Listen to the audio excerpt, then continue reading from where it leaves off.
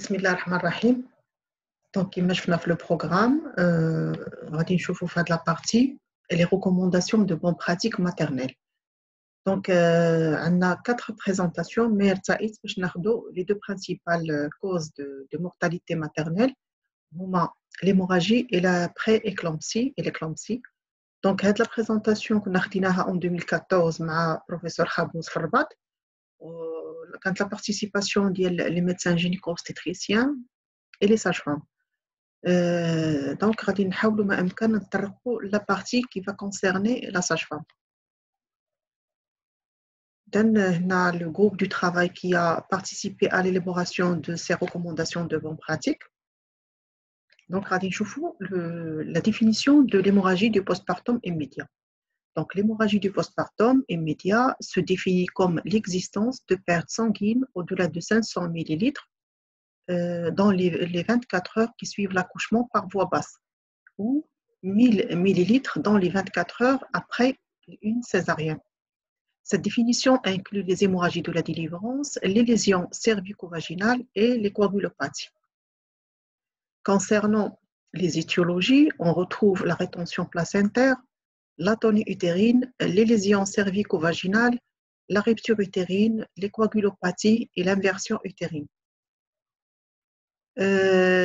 Concernant les facteurs de risque, donc de type pendant la grossesse, on retrouve l'HTA gravidique, les antécédents d'hémorragie du postpartum, les grossesses multiples, la multiparité supérieure à 3 accouchements, l'utérus cicatriciel et la coagulopathie et l'utérus myomateux.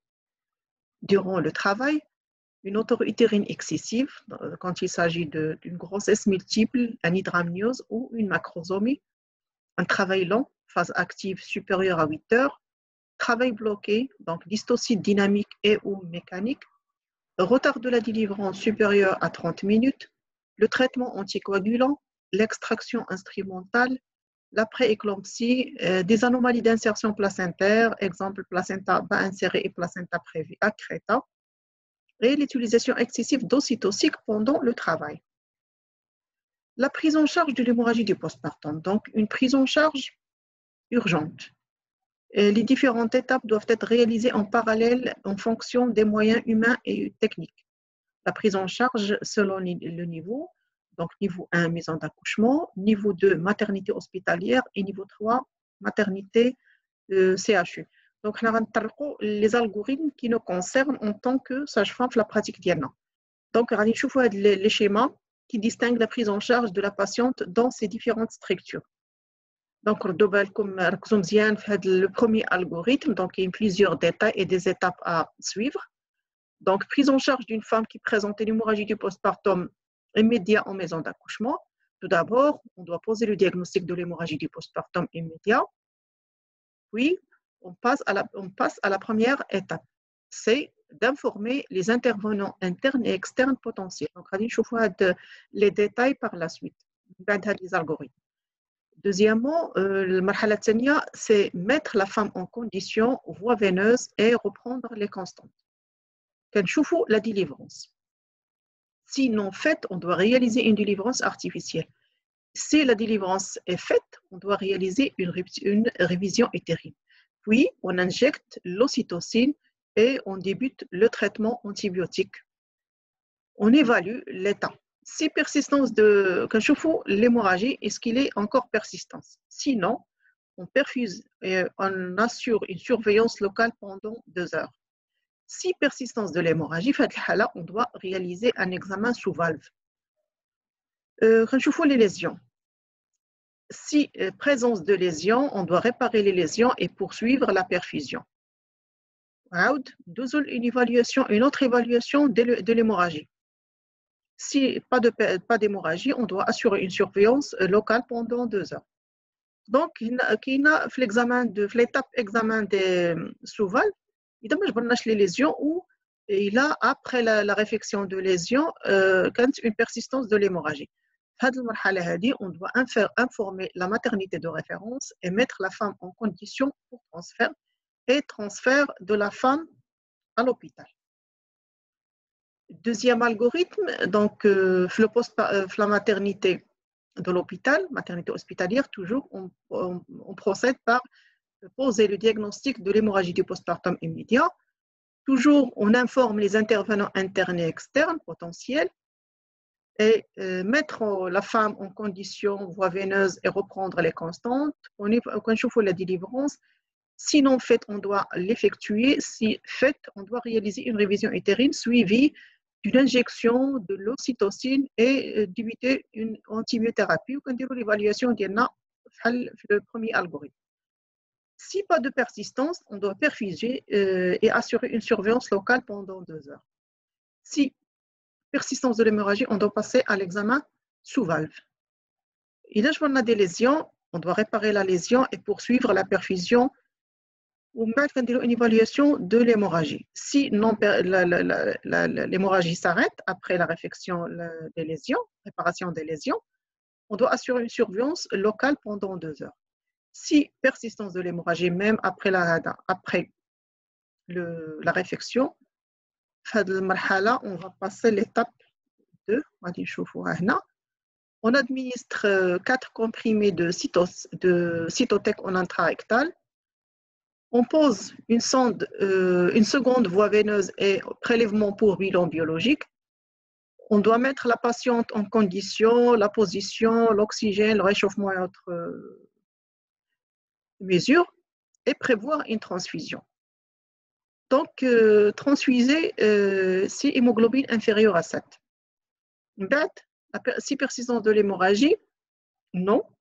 Donc, on doit assurer une perfusion ocytocine, 10 unités et surveillance locale pendant 2 heures. Si persistance de l'hémorragie, c'est à le centre de radiologie. Donc, c'est l'étape qui concerne le médecin.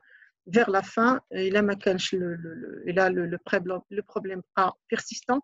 Donc, 12 la réanimation après l'acte chirurgical. Donc, certaines étapes sont précisées ici après. Donc, je fais des étapes sur l'algorithme. On doit les préciser ici. Donc, informer les intervenants potentiels internes et externes. À la maison d'accouchement, il convient de prendre contact avec l'ambulancier, le médecin généraliste et la famille. À l'hôpital, les personnes suivantes doivent être contactées, l'obstétricien et le réanimateur. Mettre la femme en condition et reprendre ses constantes, donc la mise en condition, la position, la voie veineuse, le remplissage par le sérum salé, la pose d'une sonde urinaire et l'oxygène, 6 litres par minute. Et bien sûr, contrôle des constantes vitales, le pouls, la température, la tension artérielle, la température, la fréquence respiratoire, le score de Glasgow, l'état de la peau et des muqueuses et le temps de recoloration. Injecter de l'ocytocine et débuter une antibiothérapie. Donc, en première intention, il convient d'injecter 5 unités internationales en intraveineux long, puis 10 unités, unités internationales dans 500 cc de sérum glucosé, dose maximale 80 unités internationales à ne pas dépasser 80 unités internationales, en tenant compte des doses déjà injectées. On aide l'antibioprophylaxie, donc l'amoxicilline, plus le traitement, le protocole de l'antibiothérapie. Certaines étapes sont donc les étapes. Perfuser, assurer une surveillance locale pendant 2 heures. La surveillance doit être assurée pendant 2 heures. L'état de conscience, la tension artérielle, la fréquence cardiaque et fréquence respiratoire, le globe de sécurité, le saignement. Donc on parle ici de sac de recueil. Toute reprise de saignement durant les 2 heures doit faire passer à l'étape 7, c'est-à-dire l'algorithme. L'étape 7, donc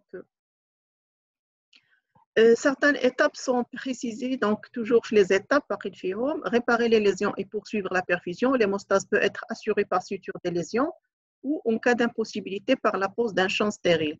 Assurer une surveillance locale pendant 2 heures. La surveillance doit être assurée pendant les 2 heures. La tension artérielle, la fréquence cardiaque, la fréquence respiratoire, le globe de sécurité, le saignement et l'état de conscience de la femme. Mettre la femme en condition pour le transfert. Afin d'assurer le transfert de la femme, la mise en condition suivante doit être assurée. Deuxième voie veineuse, sonde vésicale et oxygène. Le transfert de la femme doit se faire conformément aux directives ministérielles. Donc, les modalités de transfert, les NACHNAF, le cours précédent. Le bilan biologique doit comporter groupage ABO, NFS plaquettes et bilan d'hémostase, donc la transfusion si persistance d'hémorragie, hémoglobine inférieure à 7 grammes, plaquettes inférieures à 50 000, remplissage, donc il va surtout concerne le réanimateur et le gynécologue, surtout le réanimateur. Donc, première intention, le bilan biologique doit comporter le groupage ABO, les NFS plaquettes et bilan d'hémostase. Apparition d'un ou plusieurs signes suivants doit faire envisager un transfert de la femme vers une structure d'accueil plus adaptée, de la maison d'accouchement vers la maternité, si persistance de l'hémorragie après réparation d'une lésion éventuelle ou absence de globe de sécurité atonique utérine, lésion importante, déchirure du col, déchirure vaginale, rupture utérine.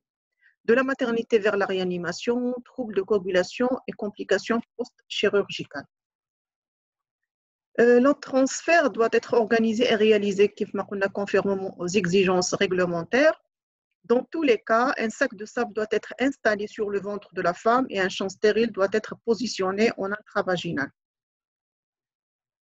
Afin de prévenir au mieux la survenue d'une hémorragie du postpartum immédiat, les actions suivantes doivent être réalisées. Délivrance dirigée, injection systématique de 5 unités internationales en IVD d'ocytocine après dégagement de l'épaule antérieure du nouveau-né, surveillance pendant 2 heures en salle d'accouchement de la femme, le pouls, la tension artérielle, le globe de sécurité et le saignement.